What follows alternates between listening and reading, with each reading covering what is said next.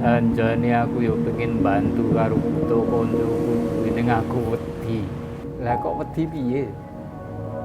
Ya gigrek wae. Ning paling penak ya kekancan ngene iki ora ono istilahe ya iri karo dengki. Tulus-tulus wae. Sing jenenge kekancan sing apik iki ya ngejak kanca sing apik. Ngono. Lah saiki piye? Dolan po? Dolan bareng po? Kenapa uwuh? Nah, uwuh itu kan sampah. Artinya, uwuh itu kan bahasa Jawa. Itu sampah. Nah, kenapa mediumnya uwuh? Karena sangat menarik. Gimana cara mengubah sampah menjadi emas? Yang tadi tidak punya nilai, akhirnya punya nilai ekonomis. Apa plastiknya? Ini plastiknya dari apa? Yang ini apa? Ini dari dulu sering dipakai kalau nggak tempat sayur, nasi. Kenapa di masa pandemi masih ada orang tertarik? Ya mereka juga pengen beramal. Dengan beli wayang saya, mereka otomatis beramal. Beramal bisa mereka menyumbangkan, karena sebagian wayang saya kan juga saya sumbangkan ke sekolah kan ya.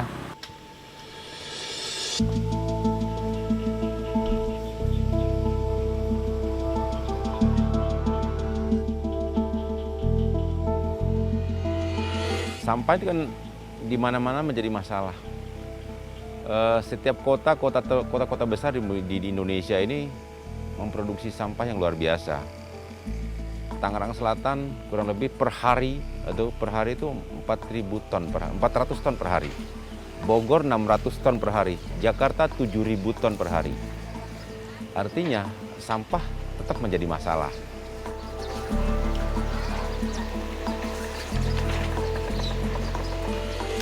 Akhirnya saya melihat ini mampu dengan kesenian, saya pikir gitu loh. Kesenian kan adalah keindahan, menciptakan keindahan, memberi ruang bagi siapapun untuk bertanya, untuk mengapresiasi, termasuk masyarakat setempat gitu loh. Akhirnya saya mencoba mengangkat itu ke dalam karya-karya seni.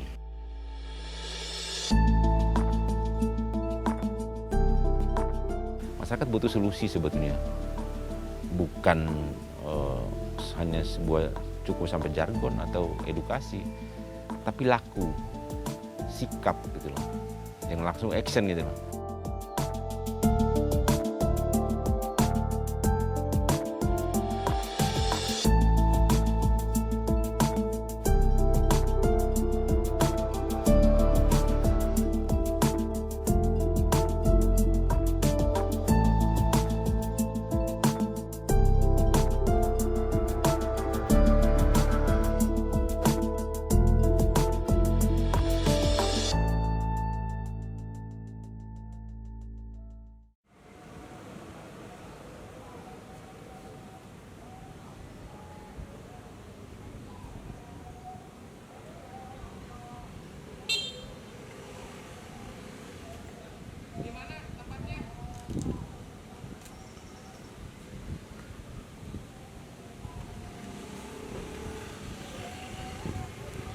Dulu saya kan mantan aktivis cinta alam, dan otomatis kan cinta terhadap lingkungan hidup.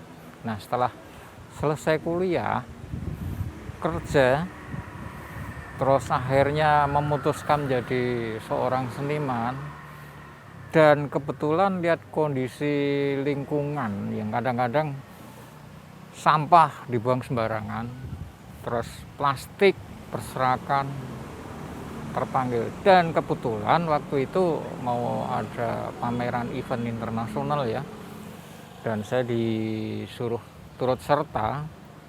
Nah, kebetulan saya juga terlibat sebagai relawan di kampung tepian Ciliwung, yaitu dengan seni menyadarkan masyarakat pas banjir Ciliwung. Nah, banyak setelah banjir reda, banyak sampah berserakan ke tepian. Ada triplek, ada seng, ada botol mineral, ada plastik, ada kardus-kardus bekas. Nah, dari itu saya kepikiran, kenapa sampah kalau dibiarkan seperti ini nggak ada nilainya? terpikir di samping mau ikut pameran secara internasional dan budgetnya mepet, inilah bisa kita bikin karya seni. Akhirnya saya bikin wayang. Nah, yang dari botol mineral juga jadi wayang, yang dari seng juga jadi wayang, yang dari triplek juga jadi wayang, terus dari kerdus juga jadi wayang, tas kresek alhamdulillah bisa jadi wayang, yaitu untuk wayang golek. Iki satria ning peng-pengan, ayo maju maju maju maju.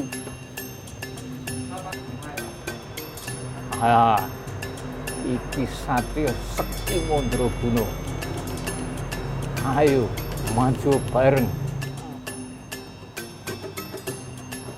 Kakang Anoman, iki ayo dirampungi kabeh Wadyabala. Nedosa muka saka Ngalengka, ayo diremuke kabeh. Ayo ditandangi bareng-bareng. Awake dhewe iso menang asal disembuyung bareng-bareng. Ayo bareng-bareng. Ayo Kang, ayo. Nah, itu contohnya ada itu. Gitu.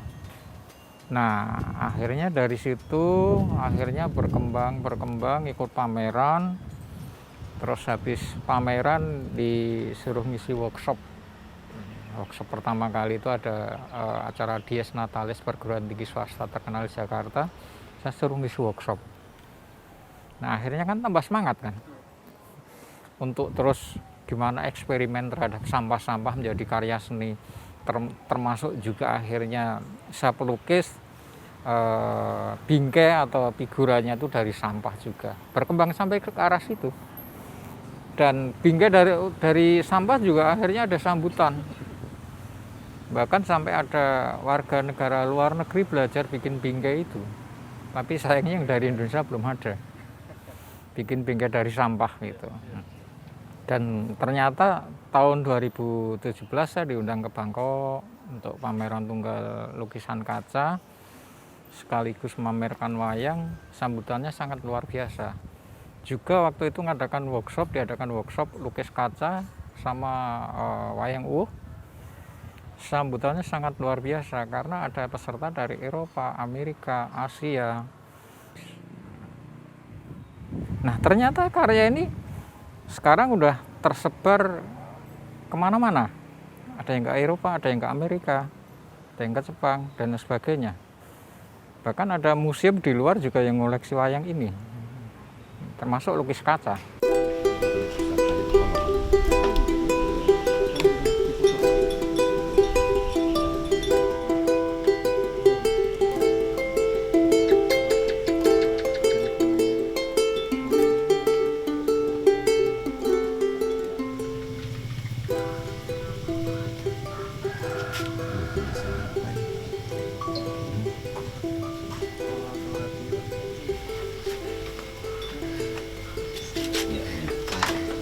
Senang, ada banyak orang luar.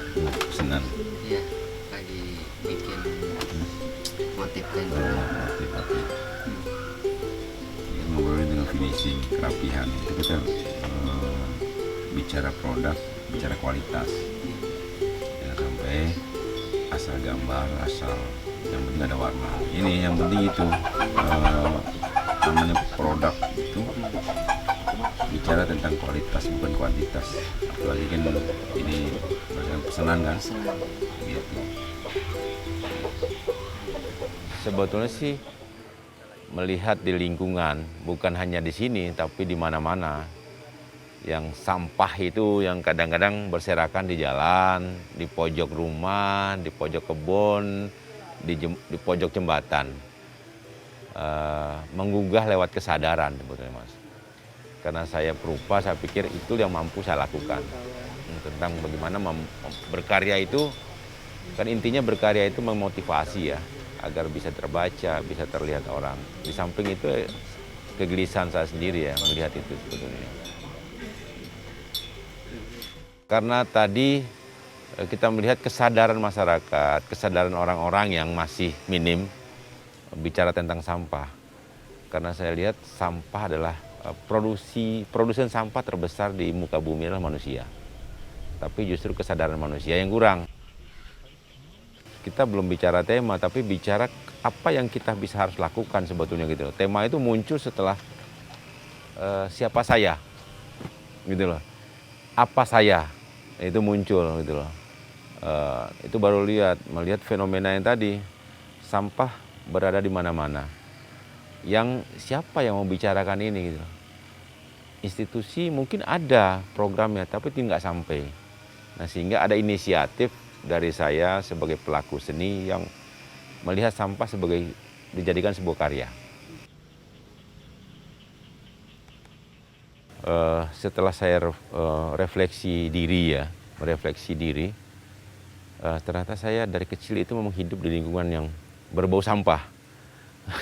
Dulu saya tinggal di Jakarta Selatan yang memang kompleknya komplek pemulung. Yang setiap malam, setiap hari berurusan dengan sampah. Ya, artinya sampah yang bisa diproduksi. Setelah saya beralih lagi pindah ke Bogor, urusannya dengan begitu lagi. Karena saya melihat ini menjadi apa buat saya gitu loh. Nah ini mungkin ya, tergetuk saya coba melihat itu. Refleksi-refleksi itu yang saya hadirkan pada diri saya, pembacaan diri sebetulnya. Pertanyaannya apa yang bisa harus lakukan? Sistem sudah dibentuk, wacana sudah dibangun, informasi yang begitu banyak, begitu masif, bahaya sampah, efek sampah. Tapi secara kesadaran yang belum punya, ya atau yang masih kurang lah ya. Zamannya zaman susah. Ini bukan hanya dialami oleh negara kita saja, tapi seluruh dunia loh, yaitu pandemi.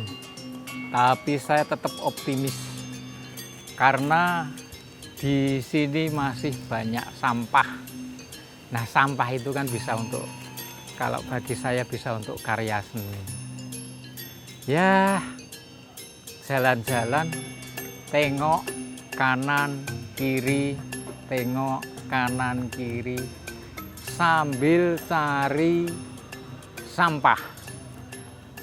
Saya juga di samping jualan wayang juga lukisan. Juga kadang-kadang diundang untuk ngasih workshop atau training, baik itu perusahaan maupun sekolah maupun lembaga swasta. Bahkan diundang sampai ngasih workshop ke luar negeri ya. Nah itu suatu kebanggaan bagi saya dengan budaya lokal Indonesia, budaya wayang sekaligus dicampurkan dengan masalah lingkungan hidup, itu diapresiasi. Itu. Nah di awal pandemi sempat kan saya menggagas ada sedekah gitu ya, nggak apa-apa ya diceritakan sedekah untuk memberikan contoh masyarakat bahwasanya sedekah itu gampang. Tinggal kita paket-paket sembako, kita kasih kantong, kita gantungin di tepi jalan dengan media triplek dan di situ ada tulisannya wayang uwuh, sedekah wayang uwuh. Nah, ini akhirnya banyak yang meniru ya. Dan saya sangat dalam batin itu puas sekali, bahagia sekali bisa memberikan contoh bagus dan orang lain berbuat sedekah. Karena di awalnya itu saya perkirakan sedekah saya itu cuma 3 hari, bertahan 3 hari, ternyata sampai berbulan-bulan. Nah, sedekah itu adalah hasil jualan dari wayang, lukisan, dan juga ada istilahnya donatur. Dia beli wayang, tujuannya untuk sedekah. Ada juga akhirnya beli wayang tapi dia nggak mau dikirim wayang, tapi akhirnya wayang itu saya sedekahkan untuk sekolah. Nah, di sekolah kenapa sekolah? Di sekolah bisa untuk bahan edukasi, mengenalkan budaya, mengenalkan masalah lingkungan hidup. Nah, harapan saya guru-guru tadi yang saya kasih wayang, dia akan belajar masalah wayang. Nah, wayang itu oleh guru bisa untuk bahan, untuk alat peraga dongeng, menceritakan sendiri masalah wayang. Karena terbuat dari sampah, otomatis dia akan cerita masalah lingkungan hidup.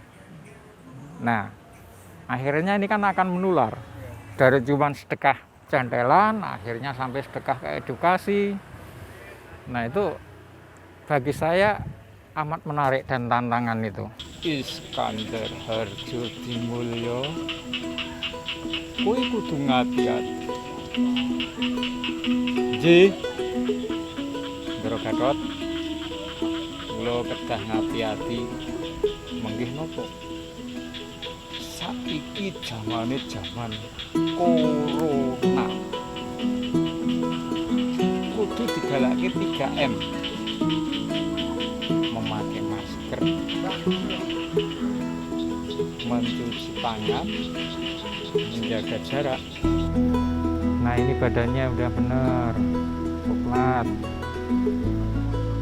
Ini tangannya juga nanti warnanya sama dengan warna badan ya. Ini di wayang biasanya kan ada yang warnanya merah, kuning, hitam, putih. Nah, itu perlambang kalau wayang yang warnanya mukanya merah itu suka marah.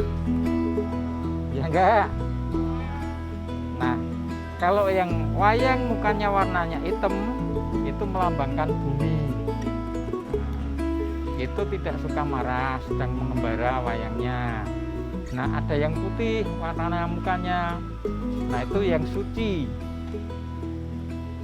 Nah, ada yang kuning. Kuning itu orang yang sedang gembira, wayang yang gembira.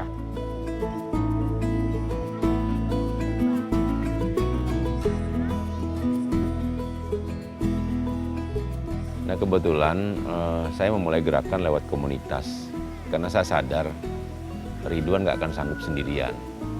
Akhirnya dibuatlah komunitas yang disebut komunitas Rumah Anak Bumi.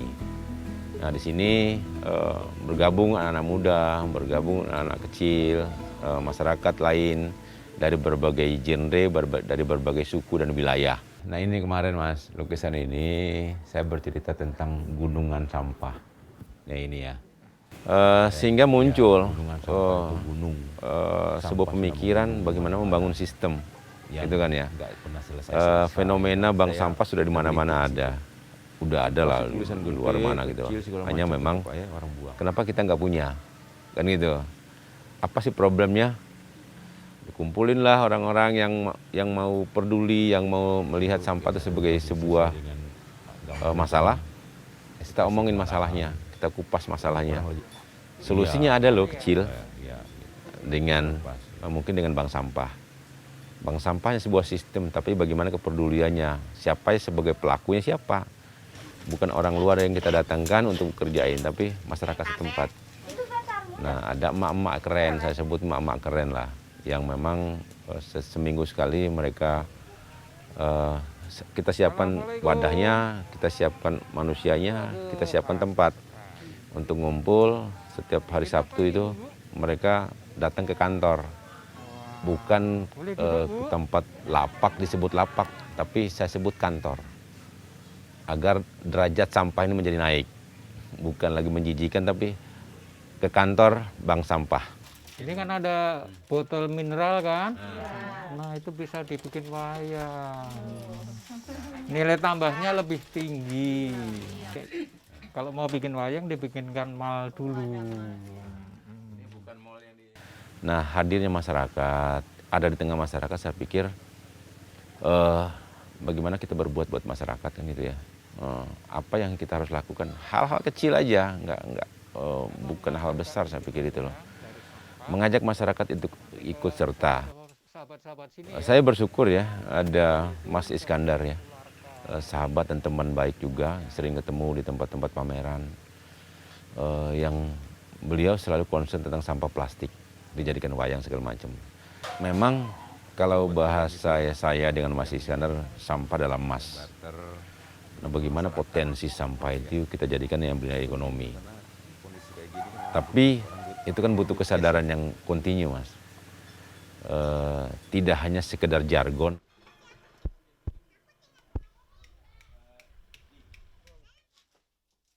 Jadi beberapa komplek di wilayah Parung Panjang ini sudah menjadi influence kita, masuk menjadi menjadi nasabah. Nah, saya berharap, makanya saya komunikasi dengan pemerintah setempat, desa, kecamatan, berharap setiap desa memiliki bank sampah minimal. Gitu.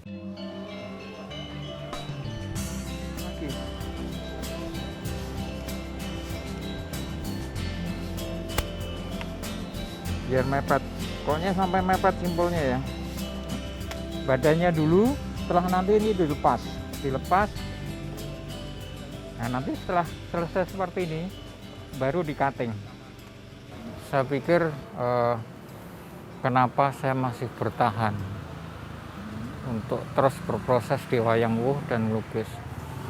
Tapi kadang-kadang juga terbesit gimana kalau saya kerja secara profesional seperti dulu, karena dulu juga pernah mungkin kalau orang bilang wis udah jadi manajer kok keluar.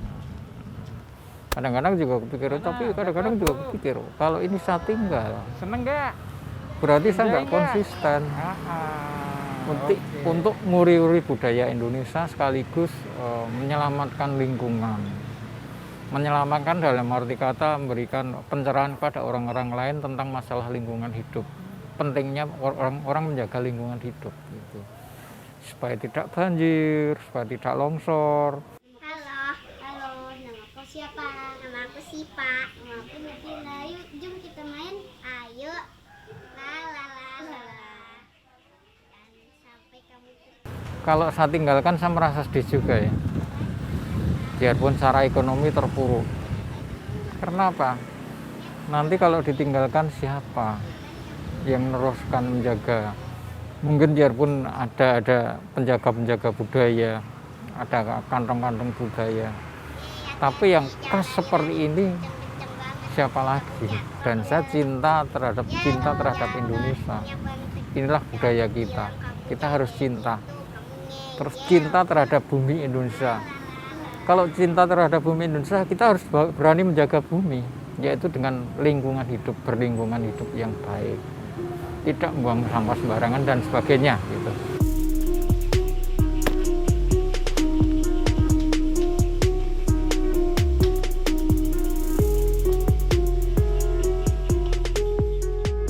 Bagi saya sebagai pelaku seni, pameran adalah satu bentuk pertanggungjawaban saya terhadap kesenian saya. Saya pikir sampah ini seksi ya dibicarakan ya. Iya, sangat-sangat seksi sampah ini. Makanya saya berharap saya tidak berubah dari bicara tentang lingkungan, bicara tentang sampah. Seneng nggak sama wayang? Rasa cinta terhadap alam bebas itulah yang bikin saya terus terlibat dan akhirnya timbul ini ya, karya-karya yang berwawasan lingkungan dan budaya. Gede cita-cita mau jadi apa? Jadi guru sekolah. Guru sekolah. Waduh, mulia sekali cita-citanya. Mudah-mudahan nanti terlaksana dan jadi kenyataan ya. Ya. Nah, tadi udah melukis, seneng, bahagia. Nah, besok kalau main lagi jangan nakal-nakalan ya. Ya.